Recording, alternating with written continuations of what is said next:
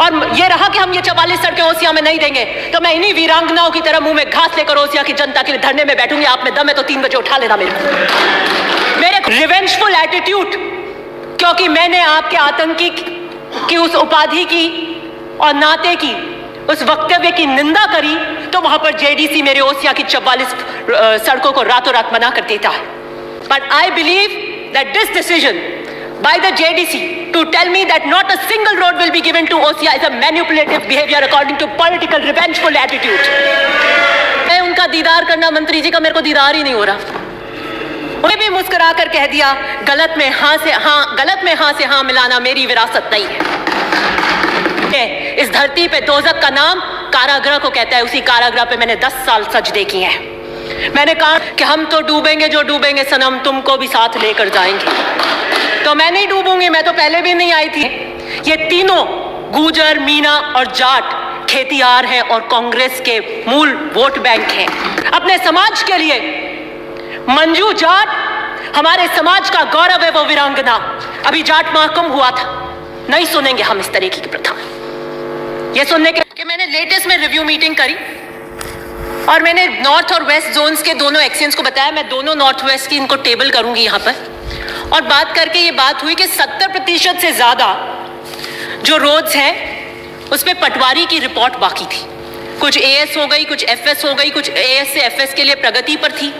I call the JDC और मैंने JDC से कहा कि 70% से ज्यादा दोनों के अंदर एक पटवारी की रिपोर्ट के लिए लंबित है। कितना टाइम लगता है एक पटवारी को जाकर एक रिपोर्ट लेकर आकर देने के लिए? आप साल भर से अंदर एक पटवारी की रिपोर्ट नहीं लेकर आ पा रहे हैं। क्या कमिटमेंट आप मुझसे रोज 1 हफ्ता और 1 दिन का कर रहे हैं? जेडीसी मुझे उत्तर देते हैं कि हम ओसिया को एक भी रोड नहीं देंगे। तो मैं इनका कैसे नहीं देंगे? फिर आपने ये फ्यूटाइल एक्सरसाइज क्यों कराई? हर शाख पे उल्लू बैठा है। मुझे लगता है उन्होंने इस शेर को बहुत सीरियसली अडॉप्ट कर लिया और उल्लू बनाने की ये प्रक्रिया करते रहे, हमारे साथ मीठी गोलियां देते रहे। ये सरकारी अफसरशाही जनप्रतिनिधियों को गोली देने का काम कर रही है। ओसिया से आपकी कोई आय नहीं है। पास्ट में ओसिया से जेडीए को स्वीकृत हुई है सड़कें, वो कैसे हुई? मैं तो जानना चाहती हूं कि ये जो पूरी एक एक्सरसाइज चल रही थी, यकायक सडन यू टर्न 2 दिन में कैसे हुआ कि नहीं देंगे? तो क्यों आप हमसे वार्ता कर रहे थे? क्यों आपने अपनी टीम्स वहां गांवों में भेजी? क्यों आपने रास्ते के पूरे रूट देखे? क्यों उनके एएस को आपने कर दिया? क्यों आपने एफएस किया? ये फ्यूटाइल एक्सरसाइज क्यों करवाई? गांवों में उन सबको पता है कि यहाँ पे प्रस्ताव बने इस रोड के लिए, वो निरंतर आते हैं, वो जेडीए में भी जाते हैं। हमारे यहाँ पॉलिटिकल चेतना बहुत है और वो पूछते रहते हैं कि टेंडर कब होगा। क्यों आपने किया? और अगर जो कंसोलिडेटेड फंड 44 रोडों का लिया गया उस वित्तीय वर्ष में, वो अगर इन रोडों पे एग्जॉस्ट नहीं किया जाएगा तो किधर एग्जॉस्ट किया जाएगा? उस फंड को क्यों और किसी और जगह क्यों यूटिलाइज किया जाएगा? दिस इज बिकॉज एक जेडीसी से दूसरे जेडीसी, इस टोपी की इस टोपी, उसके टोपी उसके ऊपर, अरबों खरबों की संपत्ति है वहां पर। But I believe that this decision by the JDC to tell me that not a single road will be given to OSIA is a manipulative behavior according to political revengeful attitude. ऐसा क्या हो गया 2 दिन में? प्रगति report 15 दिन पहले आज आप कह रहे हैं कि नहीं देंगे, तो आपको साल भर पहले नहीं पता था? आप हमें 2 साल पहले कहते थे, हम उसके लिए और कोई रेवेन्यू सोर्सेस ढूंढने की कोशिश करते कि हम उन रोडों 6 महीने पहले, आज आप मार्च में हमें कह रहे हैं कि हम नहीं देंगे। उधर आप 10 करोड़ के प्रस्ताव ले चुके हैं हमारे से मिसिंग लिंक में। कहां से हम इनको 44 रोडों को एडजस्ट करेंगे? सच बात पूछिए तो उन्हें एक दिन महफिल सजाने का शौक आया। सच बात पूछिए तो उन्हें एक दिन महफिल सजाने का शौक आया। मैंने देखा कि क्या हुआ यकायक इन 2 दिनों में। वो सनम जो खुदा बन गए, उनका दीदार करना मना है। वो सनम जो खुदा बन गए, उनका दीदार करना, मंत्री जी का मेरे को दीदार ही नहीं हो रहा। उनके महफिल में जब कोई आए, उनकी महफिल में जब कोई आए तो पहले अपनी नजरें झुका कर आए। समझ वालों समझ लेना, समझ वालों समझ लेना, समझ से काम लेना। समझ वालों समझ लेना, समझ से काम लेना। समझ में काश आ जाए, समझना समझना। समझ में काश आ जाए, समझना समझना, तो इतना ही कहना इस्तीफा देना। मैं उस महफिल का हिस्सा नहीं थी उस दिन। मुझे मत ऐसे तंग कीजिए और हैंड ट्विस्टिंग कीजिए। मैं तो 20 में भी अपनी जगह थी, 23 में भी अपनी जगह थी, आज भी सही जगह खड़ी हूं। Somebody who is a convict begging for mercy can be the minister. फिर मैंने फिर सोचा कि चलिए पॉलिटिकल रिवेंजफुल एटीट्यूड इन्हीं 2 दिन में क्यों हुआ? इसी 2 दिन के अंदर ऐसा क्या घटनाक्रम हो गया? तो मैंने पूछा, अर्ज करी बंदे परवर से, मैंने अर्ज करी बंदे परवर से, क्यों सितम ढा रहे हो हम पर? मैंने अर्ज करी बंदे परवर से, क्यों सितम ढा रहे हो हम पर?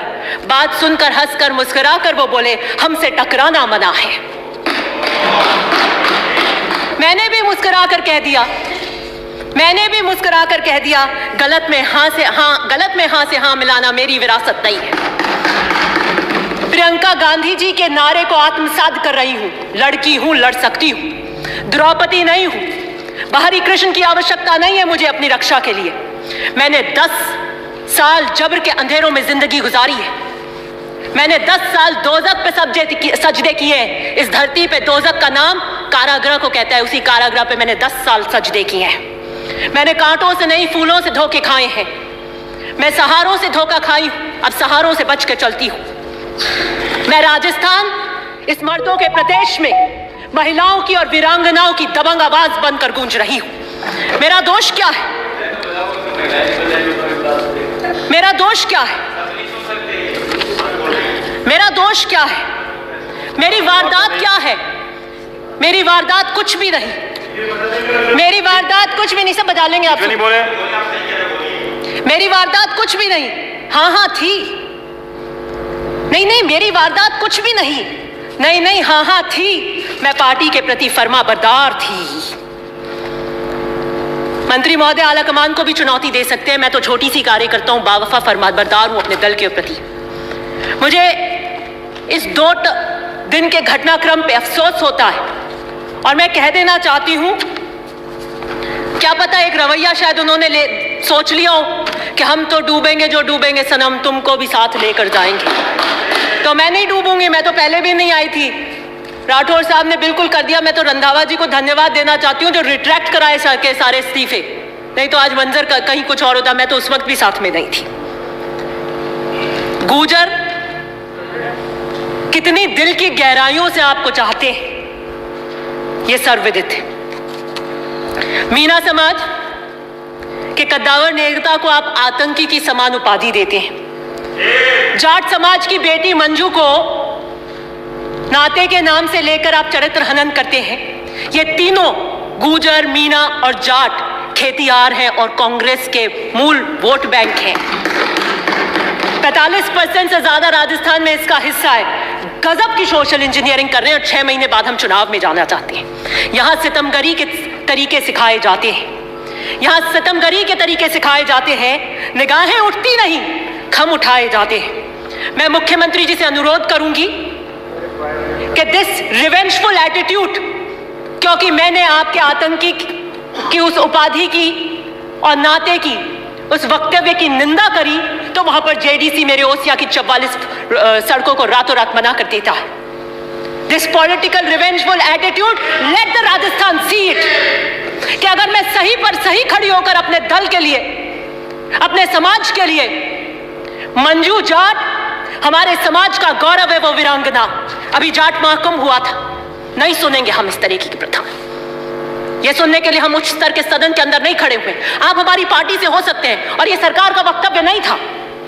सरकार का वक्तव्य इतना था कि कब कब एफआईआर हुई और कब कब हमने अरेस्ट किया। और मैं इस बात का, मुख्यमंत्री जी के इस बात का समर्थन करती हूं कि हमें परिवार के बाहर नौकरी नहीं देनी चाहिए। उसका कारण है कि अगर हमने परिवार के बाहर नौकरी दी तो जो हमारा पीछे रूरल बैकग्राउंड है उसके अंदर हो सकता है कि पीआर में ब्लैकमेल कर ले कि जाइए तुम नौकरी लेके आइए किसी की, नहीं तो हम घर में नहीं रखेंगे।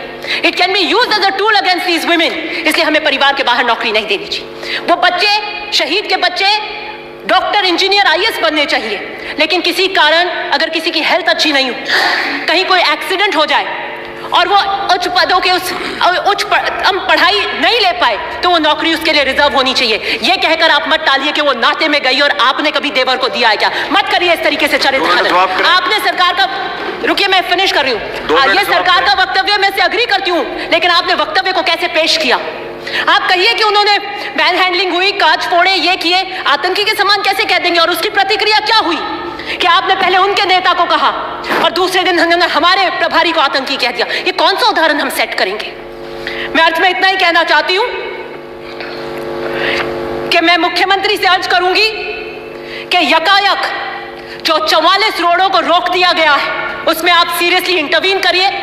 और मंत्री जी क्योंकि आजकल जिद पे आ जाते हैं और उनकी जिद सबसे बड़ी होती है, उसके आगे सब नतमस्तक हो जाते हैं। वो अगर जिद पे अड़ गए और ये रहा कि हम ये 44 सड़कें ओसिया में नहीं देंगे, तो मैं इन्हीं वीरांगनाओं की तरह मुंह में घास लेकर ओसिया की जनता के लिए धरने में बैठूंगी। आप में दम है तो 3 बजे उठा लेना मेरे खून आरजू को वो समझ रहे हैं पानी, मेरे खून आरजू को वो समझ रहे हैं पानी। मेरी रोडे रोक कर नहीं कर मेरा हाथ मरोड़ पाएंगे आप। मैं सही के लिए खड़ी हूं उन जनप्रतिनिधि से और कभी उसमें मेरे को गुरेज नहीं हुआ है। 6 महीने की अवधि है, हम सब चुनाव में जा रहे हैं। ये जो मिनिस्ट्री है इनके पास, जिस कलम से दस्तखत करते हैं, इस पे इतना मत इतराइए। ये भी उधार की है, ये भी उधार की है और ऐसे दरिया तो बहुत चढ़कर उतर जाते हैं। धन्यवाद। जो शब्द पूर्व में विलोपित किए जा चुके हैं उन्हें दोबारा अंकित नहीं किया जाए।